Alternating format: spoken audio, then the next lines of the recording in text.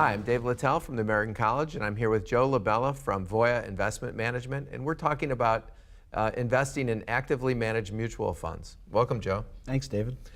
Joe, with the popularity of index investing and the heightened concern about investment fees today, let me ask you a very general question. Do actively managed mutual funds still make sense? Absolutely. Yeah. Now look, we feel that you can have both passive and active, and that's appropriate in someone's asset allocation. But clearly the data shows that active management gives you the opportunity to get excess return, and more importantly, gives you the opportunity to have professional risk management. Well, what about fees?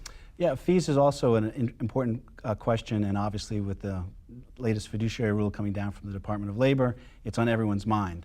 And I think there's a misinterpretation of the DOL's guidance on fees. You know, the lowest cost is not the best, right? Mm-hmm. What really should be looked at is, are you paying for the value and the services that you're getting? Mm-hmm. Right, so you're saying that the right active managers can provide important return characteristics other than just earning excess returns, is that right? Exactly. There's more to just the returns, while they're important, obviously. But if you think about it, you know, volatility, specifically downside volatility, is really important, especially in this market environment. And the consistency lens that Voya has come together with really prides itself on two of these factors, and that is downside volatility and the Sortino ratio. Because when you think about it, what do clients really concerned about? They're concerned about making money, and they're also equally concerned about not losing money. So it's a real dollar and cents type of factor that really hits home with clients, not just with advisors.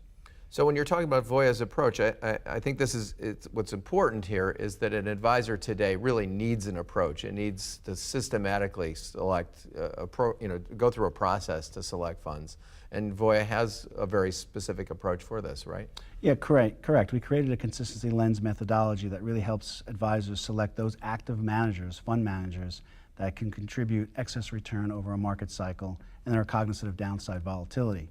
And we've come up with 6 factors I just talked about, the downside factors, you know, Sortino ratio and downside capture, but there are other factors that are also equally important that are not necessarily return or performance, such as R squared, which is a goodness of fit.